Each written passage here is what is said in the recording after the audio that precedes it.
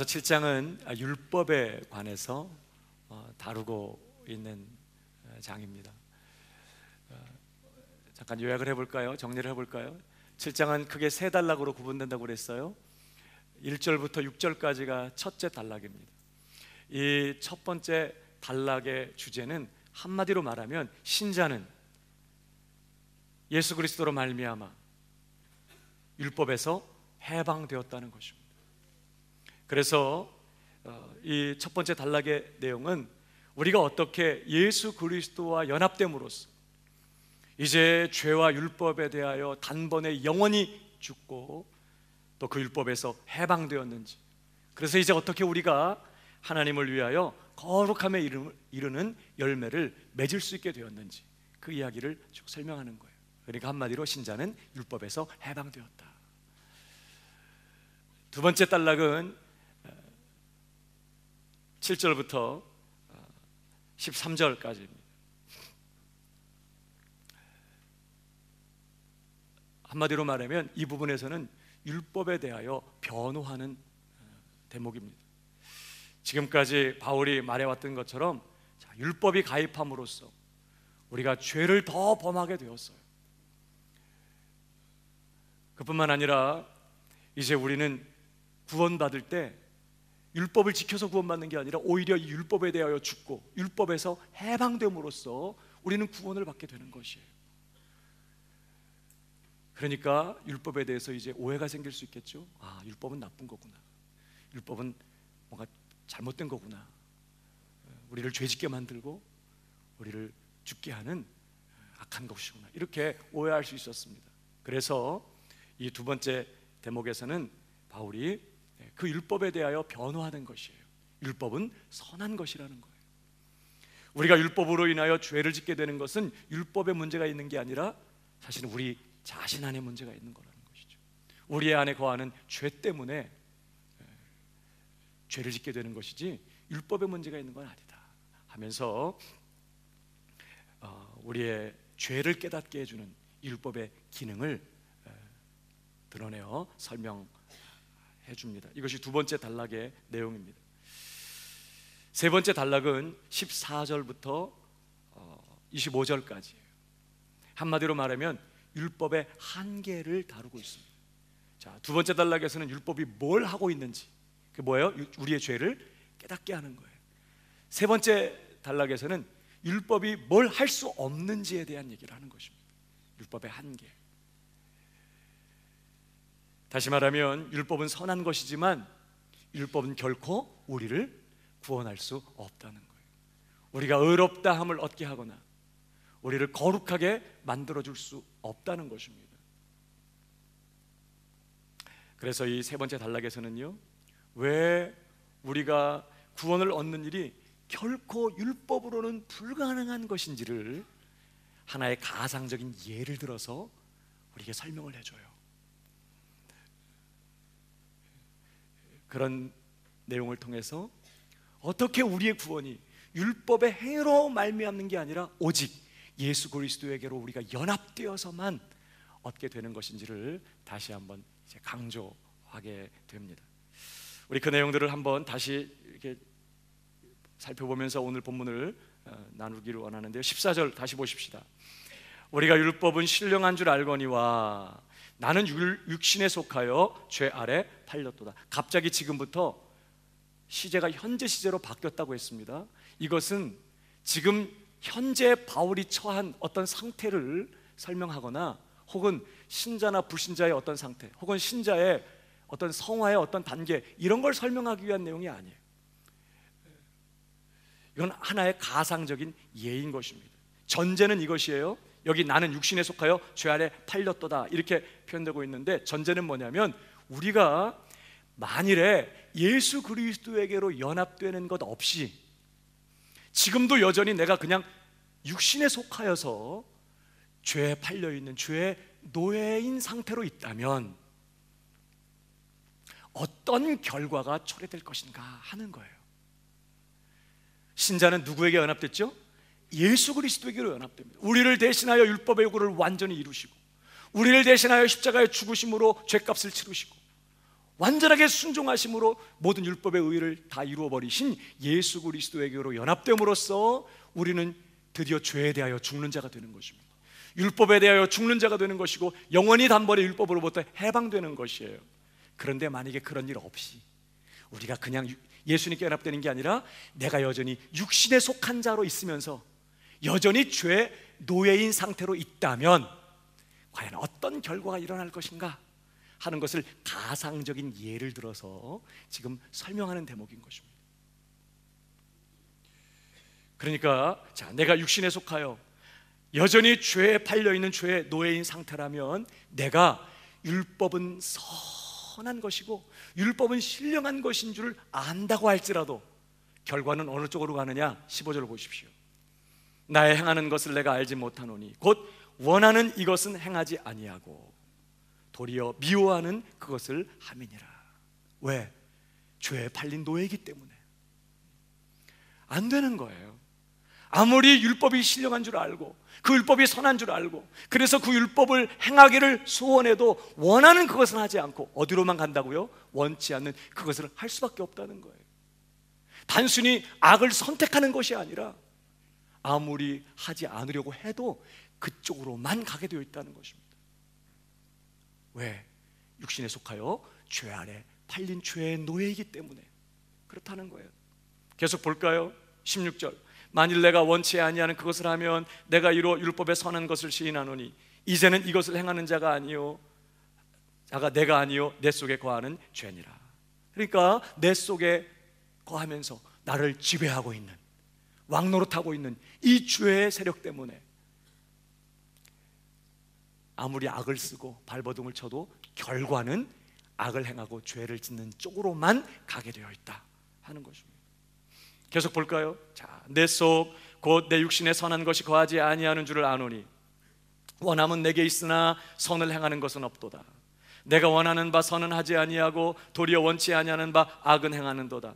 만일 내가 원치 아니하는 그것을 하면 이를 행하는 자가 내가 아니요 내 속에 거하는 죄니라. 계속해서 반복되고 있어요. 그러니까 내가 여전히 육신에 속한 상태에 있다면 예수 그리스도께 연합된 게 아니라 여전히 이전처럼 내가 육신에 속한 상태에 있다면 그래서 죄에 팔린 죄의 노예인 그런 상태로 있다면 아무리 내가 율법이 신령한 줄을 알아도 그래서 율법은 의롭고 거룩하고 선한 것인 줄 내가 알고 그것을 행하기를 간절하게 소원한다고 할지라도 절대 그것을 행할 수가 없다는 것입니다. 오히려 원치 않는 악만을 행하게 되어 있다는 거예요. 왜 그렇다고요? 율법에 문제가 있어서가 아니라 내 속에 거하는 이 죄 때문에 안 돼요. 더 나아가서 21절부터 이제 오늘 보게 될 21절부터 23절까지의 이 내용에서는요 계속해서 내가 육신에 속하여 있는 죄의 노예인 상태에 있다면 왜 내가 그렇게도 원하는 선은 행하지 못하고 악만을 행하게 되는지 죄만 짓게 되는지 그 이유를 이제 더 구체적으로 설명하게 됩니다. 왜 그렇게 되는 것이냐? 21절을 보실까요? 그러므로 내가 한 법을 깨달았노니 곧 선을 행하기 원하는 나에게 악이 함께 있는 것이로다. 여기 말하는 한 법, 지금 내가 한 법을 깨달았다 이렇게 말하는데 이 한 법은 지금까지 말해온 하나님의 법 혹은 율법을 말하는 게 아닙니다. 율법을 말하는 게 아니고요 내 삶을 지배하고 있는 원리 혹은 어떤 법칙을 깨달았다는 거예요. 왜 법이라고 했냐면 왜 법칙이라고 했냐면 이 원리가 아주 줄기차게 항상 일정하게 변함없이 나를 지배하고 있기 때문이에요. 어쩌다 한번 그런 일이 일어난다든지 어쩌다 한번 그런 일이 나타난다면 그건 법칙이라고 말하지 않습니다. 법칙이라고 말할 때 뭐예요? 항상 그 조건이 갖춰지면 반드시 그 결과가 나타날 때 그럼 어떤 법칙이라고 말하지 않습니까? 마찬가지로 지금 내가 육신에 속한 상태에 있고 죄의 노예인 정말 죄가 내 안에 거하는 이러한 상태에 있는 이 형편 속에서 나는 하나의 법칙을 발견하게 됐다는 거예요. 뭐라고요? 그 법칙이 뭐냐면 곧 선을 행하기 원하는 나에게 뭐가 함께 있는 거라고요? 악이 함께 있는 것이라.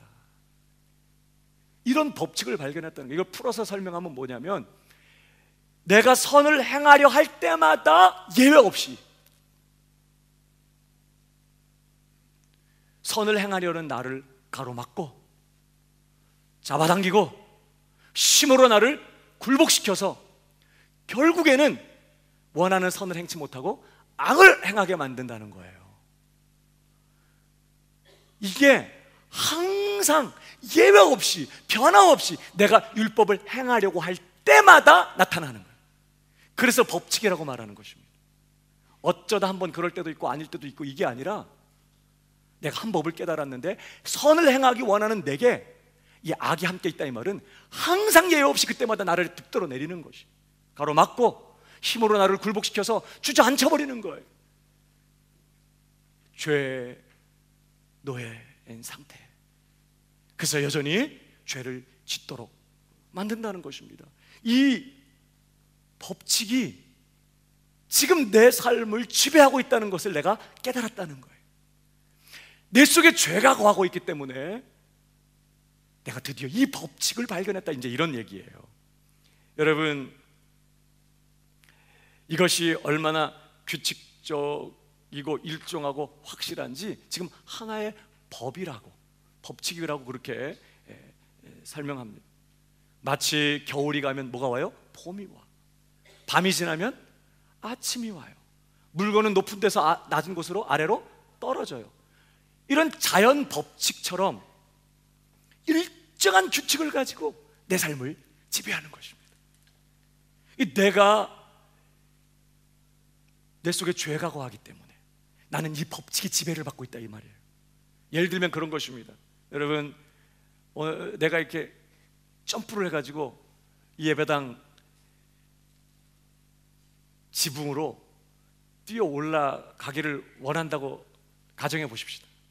왜 그러냐는 건 묻지 말고, 일단 자, 지금 내가 이 점프해서 이 예배당 지붕으로 올라가야 돼. 그걸 내가 정말 간절히 소원해. 정말 진짜로 원해요. 사심 없이. 여러분, 그런데 문제는 뭐예요?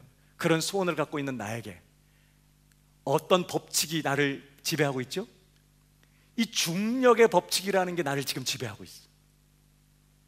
솔직히 걸어 다닐 때는 몰랐어요. 잘 못 느꼈어요. 근데 점프를 해서 뛰어 올라가려고 해보니까 무언가가 강력하게 내 몸무게만큼의 힘으로 나를 잡아당기고 있다는 걸 드디어 알게 된 거죠.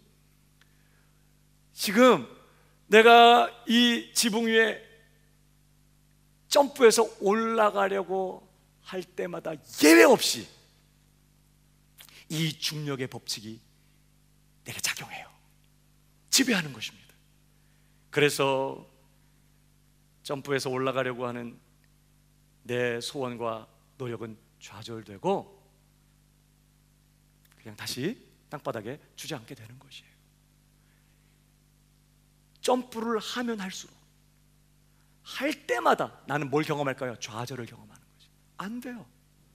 이 지구상에 살고 있기 때문에, 내가 이 지구상에 발을 디디고 살고 있는 한 나는 이 법의 지배를 받고 있는 것이, 이 중력의 법칙이라는 이 법칙의 지배를 받고 있는 것입니다. 마찬가지로 내 안에 죄가 거하고 있기 때문에, 내가 육신에 속하여 내가 죄에 팔려있는 죄의 노예인 상태에 있게 되면, 있는 상태에서는 내가 율법이 신령한 줄 알고 나는 애를 써서 정말 그 율법을 이루기를 간절히 소원해도 그때마다 나를 가로막고 나를 방해하고 잡아당기고 힘으로 제압하고 굴복시켜서 다시 나를 주저앉히는 이 악한 법, 이 죄의 법이라고 이제 뒤에 나오는데, 이 죄의 법칙이 나를 지금 지배하고 있다는 뜻이에요. 그걸 발견했다는 것입니다. 그러니까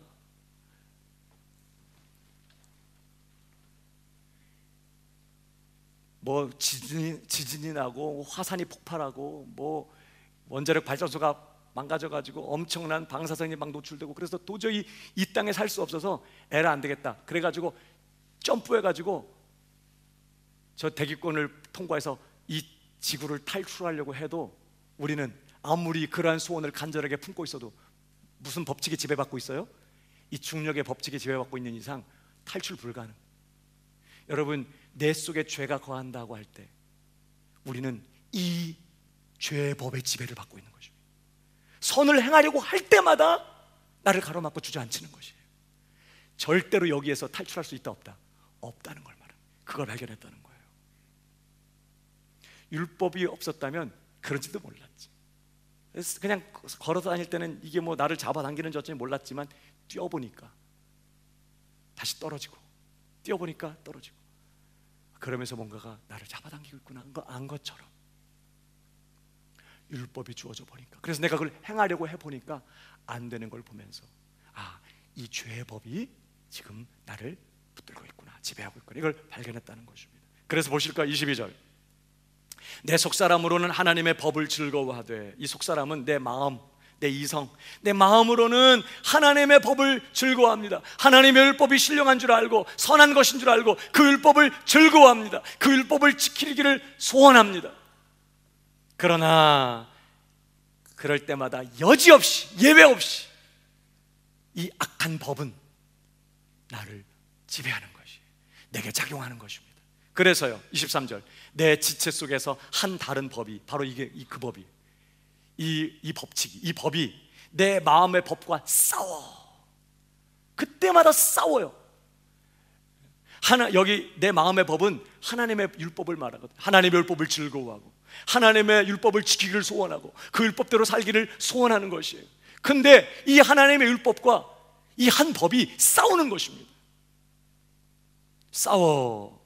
내 지체 속에 있는 죄의 법, 이게 이제 아까 그 법이거든요. 이 그 죄의 법, 이거 율법을 말하는 게 아니라 바로 그 법, 나를 힘으로 제압해서 결국은 주저앉혀 버리고 결국은 죄를 짓게 만들어 버리는 이 법, 이 죄의 법 아래로 나를 사로잡아 오는 것을 보는도다. 여지없이 그 죄의 법에 포로가 되어버리는 것이. 아무리 내 마음으로는 하나님의 법에 순종하려고 하지만 그때마다 이 법칙이 싸우는 것입니다. 잡아당기는 것이에요. 강력하게 저항하고 강력하게 힘으로 눌러서 결국 다시 주저앉혀서 이 죄의 법 아래 나를 노예로, 포로로 사로잡아 버리는 것이. 이게 지금 육신에 속하여 있는 죄에 팔린 죄의 노예의 형편이. 마치 이 지구상에 살고 있는 사람은 절대로 이 중력의 법칙 때문에 스스로 점프해가지고 이 지구 바깥으로 튀어나갈 수 없는 것처럼 내 속에 거하는 이 죄 때문에 육신에 속한 사람은 절대로 아무리 애를 쓰고 아무리 비명을 지르면서 율법을 행하려고 하나님이 원하시는 그 영광의 기준에 다다르기 위해서 점프를 해봐도 된다 안 된다? 불가능하다는 걸 얘기하는 거죠. 한번 다시 읽어볼까요? 내 속사람으로는 하나님의 법을 즐거워하되. 내 지체 속에서 한 다른 법, 이게 죄의 법이죠. 법이 내 마음의 법, 하나님의 법, 율법입니다. 내 마음의 법과 싸워. 내 지체 속에 있는 죄의 법, 바로 아까 그 말했던 그 다른 법, 나를 죄짓게 하는 바로 그 법 아래로 나를 사로잡아 오는 것을 보는도다. 그래서 확인되는 것은 뭐밖에 없어요? 그 다음 절 다 같이 시작. 오라, 나는 곤고한 사람이로다. 이 사망의 몸에서 누가 나를 건져내랴. 그러니까 결론은 여기밖에 없는 것이, 우리가 육신에 속한 상태에 있다면, 죄의 노예인 상태에 있다면, 아무리 율법이 선하고 신령한 것인 줄 알고 내 마음을 다해서 그것을 즐거워하며 그것을 행하기를 간절히 열망하고 소원해도 시도할 때마다 좌절이고 시도할 때마다 절망이고, 그래서 결론은 이거밖에 안 돼요. 오라, 나는 곤고한 사람이로다. 누가 이 사망의 몸에서 나를 건져내랴. 이 절망의 탄식 밖에는 할 것이 없는 상태에 있게 된다는 거예요. 그래서 여러분, 본 단락의 결론이 어디로 갑니까? 25절입니다. 우리 주 예수 그리스도로 말미암아 하나님께 감사하리로다. 여러분, 이 구절은 결론이 아닙니다. 이거는 가로 안에 들어있는, 쉽게 말하면 삽입구와 같은 감탄의 감사예요. 그러니까 지금까지 논증한 것처럼 우리가 얼마나 철저하게 불가능하고, 자, 이 내 안에 죄가 거하고 있고, 그것 때문에 나는 죄의 법의 지배를 받고 있어. 지금 마치 중력의 법칙에 지배받는 것처럼 이 죄의 법의 지배를 받고 있어서 아무리 애를 쓰고 율법을 행하려고 해도 그 율법의 의를 이룰 수 없는 그런 상태에 지금 붙들려 있는 것이에요.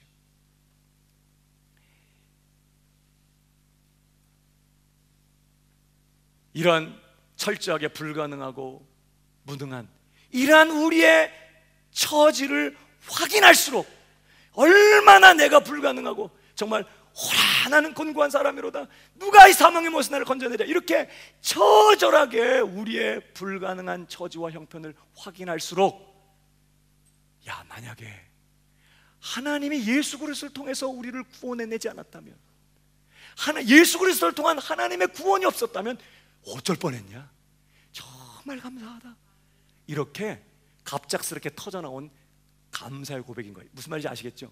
그러니까 이게 결론이 아니라 막 이렇게 우리가 처절하게 불가능해. 지금 이 죄의 법에 지배받고 있기 때문에 정말 불가능해. 야, 그러니까 말이 하나님의 이 구원, 예수 그리스도 통한 하나님의 구원이 아니었다면 우리 어쩔 뻔했어. 정말 감사하지. 이렇게 한마디 해놓고 그 다음에 이제 결론이에요. 그런즉, 여기가 결론이지. 그런즉 내 자신이 마음으로는 하나님의 법을, 육신으로는 죄의 법을 섬기노라. 여러분, 신자, 예수님께 연합된 신자는 이게 불가능해요. 왜? 신자는 이미 죄에 대해서 죽었고, 죄가 너희를 주관치 못할 거라고 했고, 그 다음에 율법에서 해방되었어요. 율법에서 완전히 벗어났어. 근데 여기 뭐라고 돼 있어요? 마음으로는 하나님의 법을 섬겨, 그러나 육신으로는 죄의 법의 노예인 상태로 있다는 뜻이에요. 그러니까 우리가 육신에 속하여 지금 죄 아래 팔려있는 그러한 상태에 있다면, 이 말이 계속해서 전제했던 것처럼 우리가 예수님께 연합된 게 아니라 우리가 육신에 속하여 여전히 죄의 노예인 상태로 있다면, 율법이 신령한 줄 알고 그래서 마음으로 하나님의 법을 즐거워하며 그 법을 마음을 다하여 섬긴다고 해도, 마음으로는 그것을 원하고 섬긴다고 해도 육신으로는 이 죄의 법에 매여 있기 때문에 절대로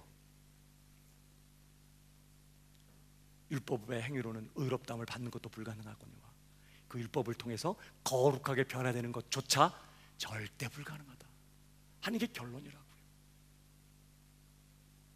그러니까 가상적인 예예요. 우리가 예수 그리스도 없이 하나님이 우리더러 자, 율법 줄 테니 지켜봐, 지켜서 구원 한번 받아봐, 이렇게 주어졌다면, 그래서 우리가 예수 그리스도와 연합되는 것 없이 내가 내 힘으로 율법을 이루어서 구원을 받으려고 한다면 이런 끔찍한 결과밖에는 오지 않는다는 것을 말하는 거죠. 뭐 때문에? 율법에 문제가 있어서가 아니라 내 속에 거하는 죄 때문에. 그리고 내 안에 거하는 죄로 말미암아 나는 뭐에 지배받고 있어요? 이 죄의 법칙이라고 하는, 이 죄의 법이라고 하는 것에 완전히 묶여 지배받고 있기 때문에 절대 내 힘으로는 의롭다함을 받거나 거룩함에 이르는 이 구원은 불가능한 것이라. 여러분, 그러니까 율법은요, 죄를 우리에게 깨닫게 해줘요. 아, 우리가 죄인이구나, 지금 내 속에 죄가 거하고 있구나, 죄가 강력한 세력이구나, 죄가 무엇인지 그 정체를 폭로하고 죄가 무엇인지를 우리에게 깨닫게 해줘요. 그러나 거기까지야. 율법은 거기까지예요. 그 율법은 더 이상 그 자리에서 우리를 꺼내줄 수가 없어. 그런 상태에서 우리를 의롭게 만들거나 우리를 거룩하게 만들어줄 수 있는 능력이 율법에는 없어요. 율법은 결코 우리를 구원할 수 없는 것입니다. 이게 율법의 한계라는 거예요. 율법에 문제가 있어서가 아니라 우리 안에 관한 죄 때문이라는 것이죠. 그러니까 이제 우리가 이 7장을 마무리하면서 결론적인 요점은, 율법의 문제를 다루는 7장에서 결론적인 요점은 그거예요. 우리 지난주에도 이 사실을 살펴보았지만요, 우리가 확인해야 되는 진리, 구원받은 신자들, 지금 예수 믿고 있고 내가 정말 신앙생활하고 있고 난 정말 제대로 내가 예수를 믿는지 잘 모르겠어, 여러분, 뭔가 이렇게 진하게 예수 믿어야 구원받는 거 아니에요. 믿으면 구원이. 여러분, 뭐 결혼하자고 뭐 이렇게 프로포즈 할 때 뭐 어떻게 프로포즈 하셨어요? 무릎을 꿇고 막 가슴을 열고 심장을 꺼내 보이면서 막 결혼해달라고 그랬어요? 뭐 꼭 그렇게 해야만 뭐 진정한 사랑 고백입니까? 뭐 그럴 수도 있지만 우리 같이 삽시다, 뭐 이렇게 해도 프로포즈가 되는 거죠. 예수를 믿을 때 오지게 믿어야 되나? 그냥 예수 믿으면 되는 거예요. 난 예수를 진짜 믿나 안 믿나 잘 모르겠어. 그런 분들 계세요? 여러분, 예수 믿고 싶으십니까? 예수 믿고 싶으세요? 난 정말 다른 건 몰라, 난 예수 믿기를 원해. 그러면 그 사람 예수 믿는 거예요. 난 예수 없으면 난 안 될 것 같아. 뭐 내가 지금 제대로 예수 믿고 있나 안 믿고 있나 잘 모르겠지만 이렇게 생각해. 난 만약에 예수 믿지 말라고 하면 난 그건 안 될 것 같아. 난 예수 없이는 안 될 것 같아. 예수에게서 끊어지는 것은 안 될 것 같아. 이렇게 생각한다면 그 사람은 이미 예수 믿고 있는 것이에요. 남들 같이 막 기도할 때 눈물이 안 나와서 그런 거지. 남들 같이 막 뭔가 뜨겁게 막 안 하고 막 사랑을 고백하다도 쥐야 막 이러면서 그렇게 안 돼서 그런 거지. 여러분, 예수를 믿는 것이에요. 여러분, 믿으면 구원인 것이에요. 예수 믿으면. 여러분, 우리가 이렇게 예수를 믿어 구원받은 신자들이 반드시 기억하고 확인해야 될 게 있다는 거예요. 우리가 얻은 구원이 얼마나 철저하게 하나님의 은혜의 선물인가 하는 것이에요. 이걸 우리가 놓쳐서는 안 돼요. 우리가 구원받은 것이 내가 구원받기로 결정하고 내가 회개하기로 결단하고 내가 예수를 믿어야겠다 결정하고 그래서 내가 예수를 믿어서 구원을 따는 게 아니라고요. 이건 다 사실은 내가 구원을 받았기 때문에 나타나게 되는 결과일 뿐이에요. 성경이 우리에게 계속해서 설명하는 구원은 지난주에도 봤지만 바로 이거죠. 한 번 더 보실까요? 에베소서 2장 4절. 긍휼에 풍성하신 하나님이 우리를 사랑하신 그 큰 사랑을 인하여 허물로 죽은 우리를 그리스도 예수와 함께 살리셨고 그래놓고 너희가 은혜로 구원을 얻은 것이라. 여러분, 우리가 얻은 구원은 철저하게 하나님의 은혜로 우리에게 주어졌다고 설명하고 있어요. 여러분, 우리가 하나님의 은혜로 구원받았다고 할 때는요, 이 말씀을 들여다보면 두 가지 의미를 합축하고 있다는 것을 우리에게 가르쳐 줍니다. 오늘 이제 우리가 7장을 결론 지으면서도 연결이 되는데, 우리가 은혜로, 철저하게 하나님의 은혜로 구원받았다라고 할 때는 두 가지 의미를 함축하고 있는 거예요. 첫 번째는요, 전적으로 값없는, 조건 없는 하나님의 긍휼과 하나님의 사랑으로 구원받았다는 것을 얘기하는 거예요. 오늘 다시 보세요. 긍휼에 풍성하신 하나님이 우리를 사랑하신 그 큰 사랑을 인하여 살리셨다. 너희가 은혜로 구원받았다, 이렇게 연결되잖아요. 그러니까 은혜로 구원받았다고 할 때는 우리가 늘 그런 의미로 쓰는 것처럼 철저하게 조건 없는, 값 없는 하나님의 그 사랑 때문에, 그 사랑을 인하여서, 그 사랑으로 우리가 구원받았다 라는 뜻을 갖고 있어요. 여러분, 율법을 통해 우리가 확인받은 게 뭐라고요? 절대 우리는 하나님이 요구하시는 어떤 선한 것을 꺼내놓을 수 있다 없다, 알아도 못한다는 거예요. 절대 안 돼요. 하나님이 우리에게 요구하시는 선한 것을 절대로 우리 쪽에서 만들어내거나 뭘 이루거나 뭘 조건을 갖추거나 할 수가 없다는 거예요. 의인은 없나니 하나도 없다. 선을 행하는 자가 하나도 없고 다 치우쳤다. 모든 사람이 죄를 범하였으며 하나님의 영광에 이르지 못한다. 다 그런 뜻이.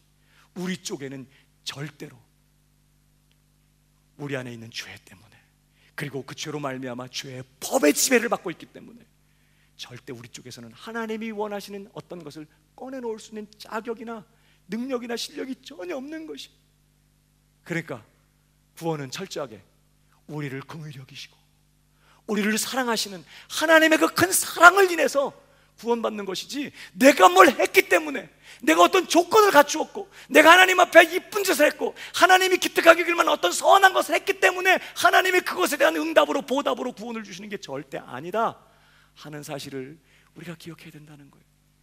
우리가 철저하게 은혜로 구원받는다, 값없이, 정말 조건 없이 은혜의 선물로 구원 얻는다는 것을 확인시켜주기 위해서 하나님이 미리 주신 게 바로 율법이었다는 거예요. 우리는 안 되더라는 것이죠. 우리는 철저하게 이 하나님의 크신 긍휼과 그 사랑 때문에 구원을 받아요. 여러분, 우리를 향한 이 사랑이 영원히 변함없는 것을 믿으시기 바랍니다. 이 하나님의 사랑에서 우리를 누구도 끊어낼 수 없다고 그랬어요. 하나님, 우리 쪽에 어떤 행위가 있기 때문에, 어떤 조건이 있기 때문에 하나님이 우리를 구원해 주신 것이라면, 우리 쪽에서 다시 어떤 조건을 갖추지 못하게 되면 그 구원을 잃어버리게 될 것이에요. 그러나 처음부터 우리에겐 그게 없었어요. 그런 것을 꺼내놓을 실력도 없고, 그냥 완전하게 무능하고 완전하게 타락했던 우리를 하나님이, 긍휼이 풍성하신 하나님이 그 큰 사랑을 베푸사 우리를 꺼내셨으니, 하나님이 부도내지 않는 이상, 하나님이 그 사랑을 외면하지 않는 이상 우리의 구원은 흔들릴 수 없다는 것이에요. 이걸 기억해야 돼요. 우리는 자꾸 뭐예요? 신앙생활하다가 내가 실패하면, 내가 죄를 범하면, 난 아직 아닌가 보네, 난 하나님 이런 나를 사랑하지 않을 거야, 하나님도 나 같은 거 실망하셨을 거야, 내가 무슨 낯짝이 있다고 하나님 앞에 오늘도 이렇게 기도해. 여러분 기억하십시오. 우리가 아직 죄인 되었을 때에 그리스도께서 우리를 위하여 죽으심으로 하나님께서 우리에게 대한 자기 사랑을 확증하셨느니라. 언제 우리를 향한 하나님의 사랑 확증해 주셨다고요? 우리가 그보다 더 타락할 수 없는 죄인일 때, 그보다 더 악해질 수 없고, 그보다 더 강팍해질 수 없고, 그보다 더 어두울 수 없는 그 최악의 자리에 있는 그 죄인일 때, 아들을, 독생자를 십자가에 못 박으시는 일을 통해 우리를 향한 하나님의 사랑을 확증해 주셨다고요. 그러면 자, 그보다 더 타락할 수 없을 때 그런 사랑을 확증해 주신 하나님이 지금은 하나님의 자녀가 되어서 그래도 애를 쓰고 마음 아파하고 노력하고, 오늘 그렇게 안 하려고 하는데 또 넘어지고 실패해서 하나님의 긍휼을 구하고 있는 우리를 버리시겠냐는 거예요. 그 아들을 아끼지 아니하시고 우리에게 내어주신 이가 어찌 그 아들과 함께 모든 것을 우리에게 은사로, 은혜로 주지 않겠느냐. 여러분, 하나님의 은혜로 받은 거예요, 다. 이는 행위에서 난 것이 아니니 누구든지 자랑치 못할 거라고 했어요. 우리가 기억해야 되는 거라. 우리가 뭘 해서 받은 구원이 아니라고요. 철저하게 하나님 쪽에서 우리를 사랑하기로 결정하신 거예요. 영원한 사랑, 누구도 끊을 수 없는 그 지독하고 그 무서운 사랑, 자기 아들을, 독생자 아들을 십자가에 내어주시기까지 하신 그 지독한 사랑으로 우리 인생을 붙잡으셨다고요. 그 사랑 아무도 끊어낼 수 없다고 했어요. 여러분, 이 은혜가, 이 하나님의 사랑이 지금도 우리 인생을 붙들고 있다는 걸 늘 잊어서는 안 되는 거예요. 그러니까 내가 넘어질 때마다 뭘 확인해야 돼요? 이거밖에 안 되는 나를 하나님이 이렇게 사랑하신 거구나.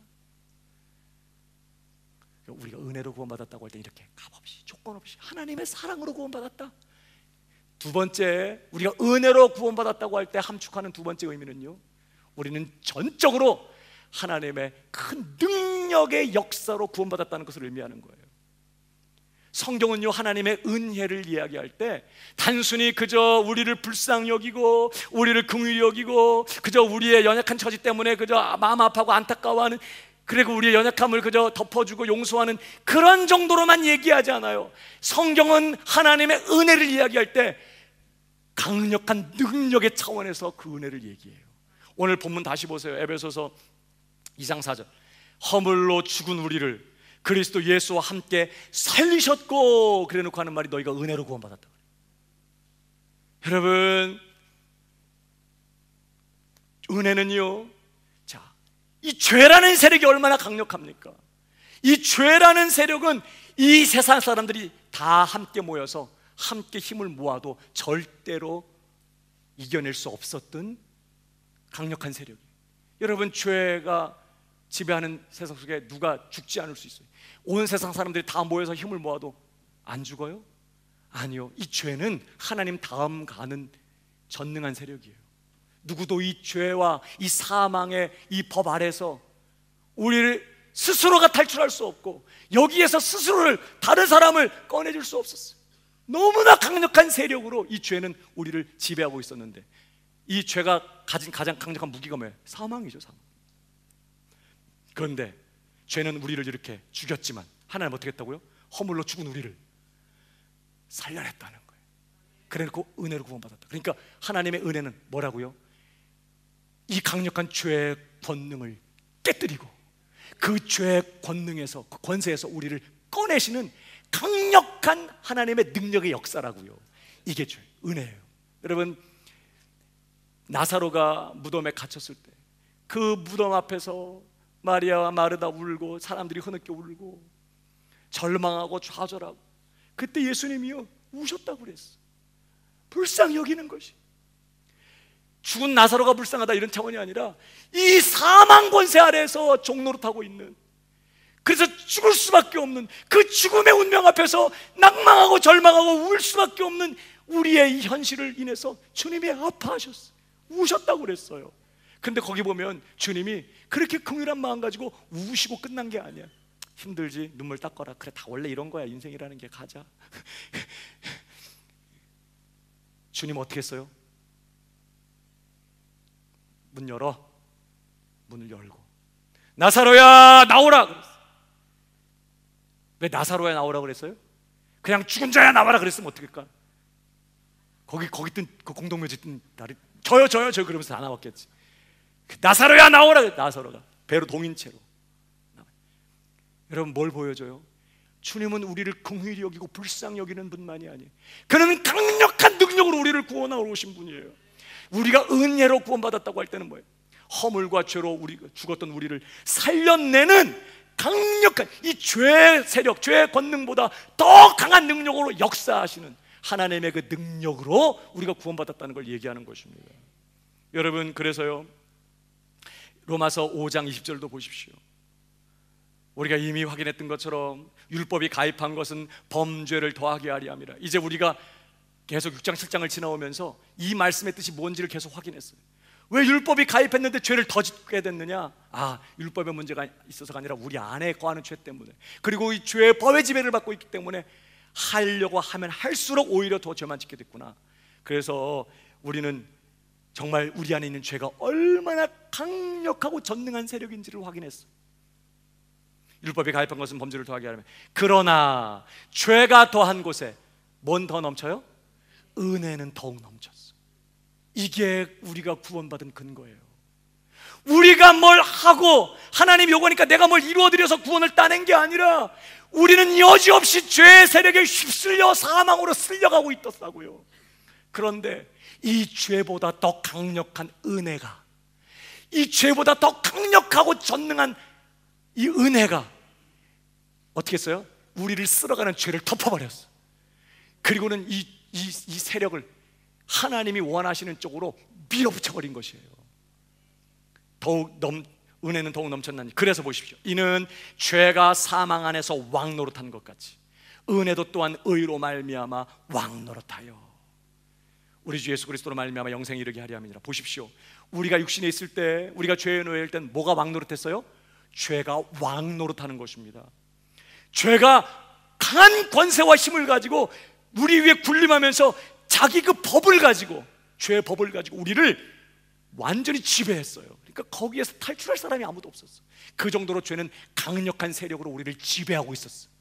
누구도 빠져나갈 수가 없었는데, 그렇게 죄가 강력한 세력이었는데, 그러나 복음이 뭐라고요? 죄가 그렇게 왕노릇한 것 같이 은혜도,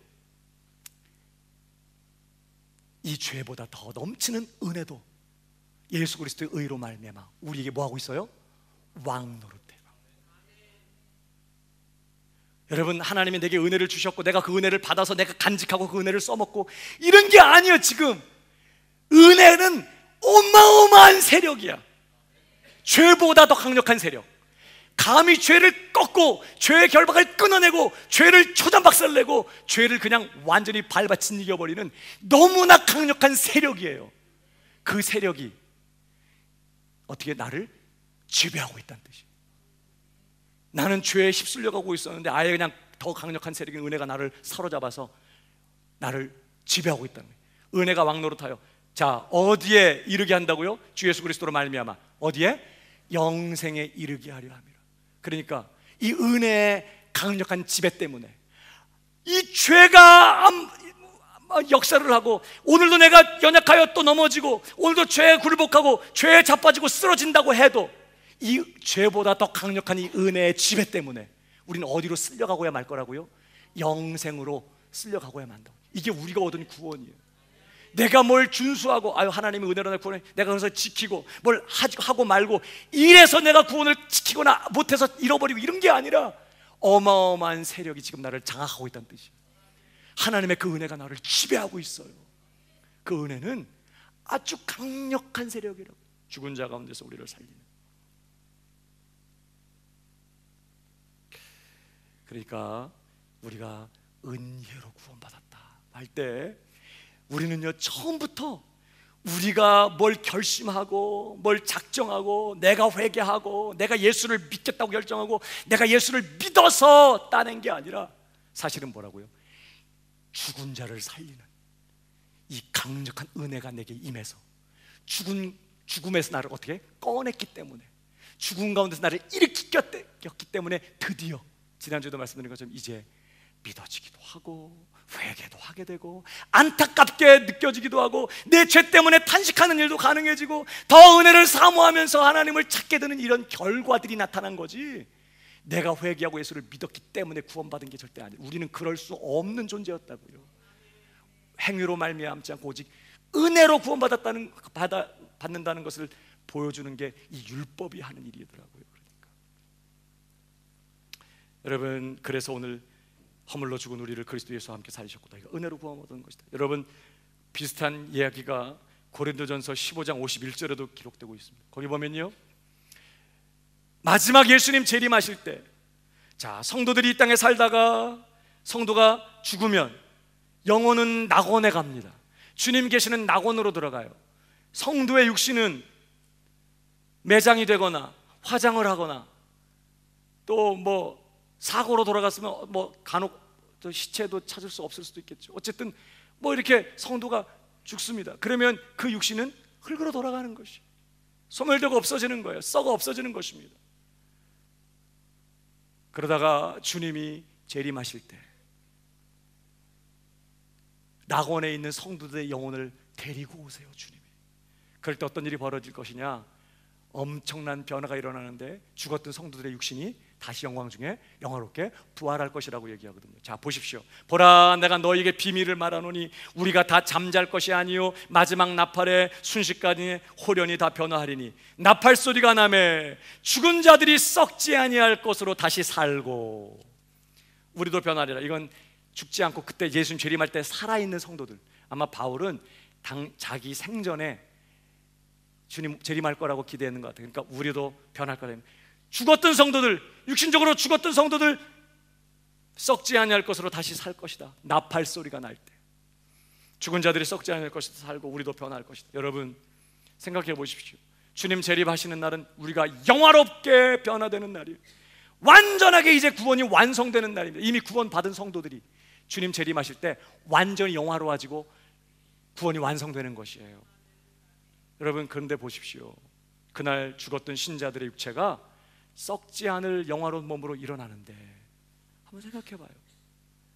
나팔 소리가 날 때 어떻게 썩었든 완전히 썩어 없어지고 흙으로 돌아가고 한 줌에 재로 흩어지고 무슨 사고가 나서 시체도 찾을 수 없이 완전히 흔적도 없이 사라져버린 그러한 성도들의 육신이 나팔 소리가 날 때 어떻게 일어나냐고요.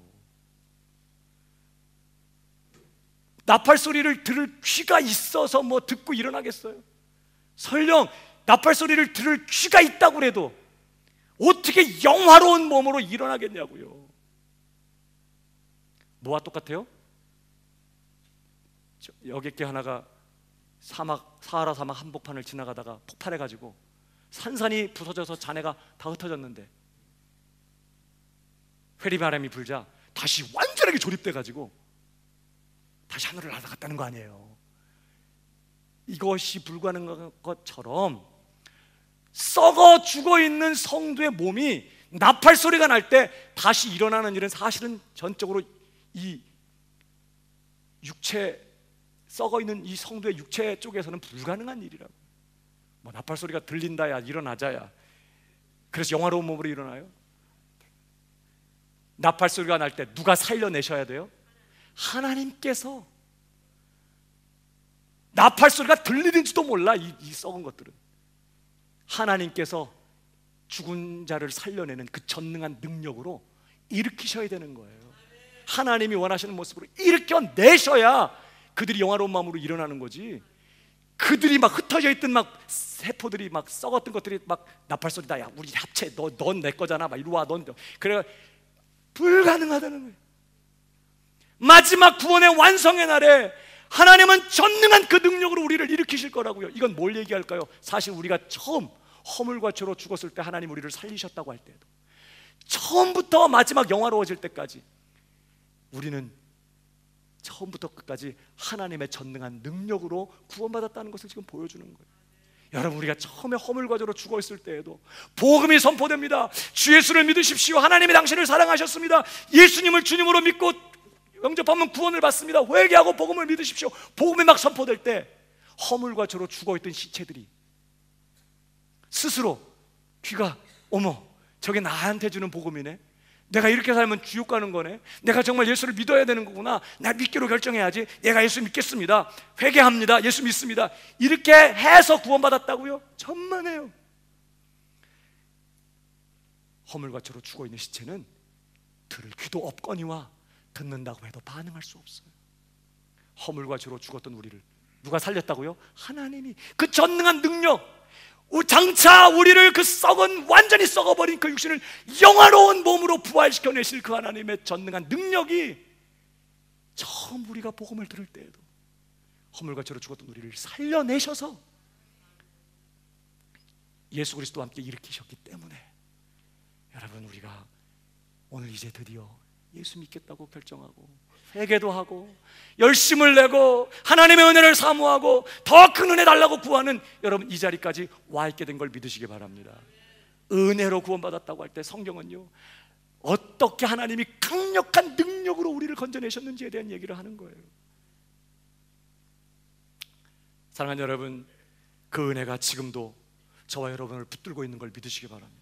이 강력한 능력이 우리 인생을 전 존재를 사로잡고 있어요. 한번 보시죠. 로마서 6장 14절 같이 읽습니다. 시작. 주관치 못하리니 이는 너희가 법 아래 있지 아니하고 은혜 아래 있습니다. 이제 우리는 죄 아래 있지 않아요. 죄가 우리를 주관하지 못해. 물론 우리 안에는 죄가 거합니다. 여전히 우리를 죄의 유혹을 받고 죄에 넘어질 수 있어요. 그러나 절대로 이제 더 이상 죄가 우리를 주관하지 못해. 왜? 죄값이 완전히 치러졌어요. 예수님 때문에. 또 우리는 법 아래 있지도 않아요. 율법이 더 이상 우리에게 어떤 걸 요구할 수 없어요. 모든 율법의 의무를 예수님이 다 이행하시고 율법의 요구를 다 이루어버렸기 때문에 이젠 더 이상 율법이 우리가 뭘 요구할 수도 없게 되고 율법에서도 자유롭게 됐다고요. 그래놓고 하는 말이 너희는 이제 어디 안에 있다고요? 은혜 아래 있다.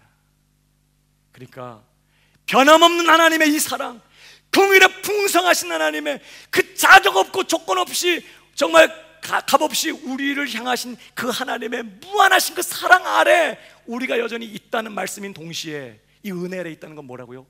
죽음의 권세를 쪼개고 정말 죽은 자 가운데서 우리를 살려내는 이 강력한 권세, 이 능력 아래 우리의 존재와 우리의 삶과 우리의 운명이 붙잡혀 있다는 것을 얘기하는 것이. 옆 사람에게 얘기해 주시기 바랍니다. 당신은 은혜 아래 있습니다.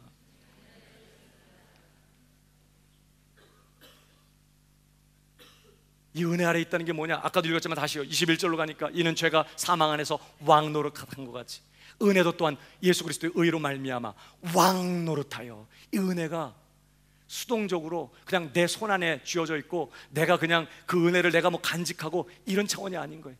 이 은혜는 마치 옛적의 죄처럼 더 강력한 세력과 힘을 가지고 법을 가지고 나를 지배하고 다스리고 통치하는 이러한 세력이라는 거죠. 의로 말미암아 이 은혜도 또한 의로 말미암아 왕 노릇하여. 그래서 결국은요, 우리 주 예수 그리스도 말미암아 어디에 이르게 된다고요? 영생에 이르게 하려 함이니라. 여러분, 오늘도 우리 안에는 죄가 거하고, 그래서 그 죄 때문에 오늘 우리는 넘어질 수 있습니다. 그러나 하나님의 은혜가 우리를 끝까지 붙잡을 것입니다. 하나님의 은혜가 끝까지 우리 인생을 간섭할 거라고요. 그 하나님의 은혜가 끝까지 나를 붙들고 하나님이 원하시는 그 영생의 자리, 그 영광스럽고 거룩하고 그 정말 복된 그 자리까지 우리를 이끌어 변화시켜 갈 거라고요. 이 은혜의 왕노릇 때문에. 그래서 우리는 하나님의 작정하신 그 영생의 자리에 이르게 되고야 말 것이라고 성경은 우리에게 가르쳐주고 있는 것입니다. 한 번만 더 읽고 마치겠습니다. 로마서 8장 35절을 보십시오. 누가 우리를 그리스도의 사랑에서 끊으리요? 환난이나 권고나 핍박이나 기근이나 적신이나 위협이나 칼이랴. 내가 확신하노니 사망이나 생명이나 천사들이나 권세자들이나 현재일이나 장래일이나 능력이나 높임이나 기품이나 다른 아무 피조물이라도 우리를 우리 주 그리스도 예수 안에 있는 하나님의 사랑에서 끊을 수 없으리라. 하나님의 사랑에서, 하나님의 긍휼과 하나님의 자비에서 우리를 끊을 수 없다고 말해요. 영원히 하나님의 그 사랑에서 끊을 수 없다.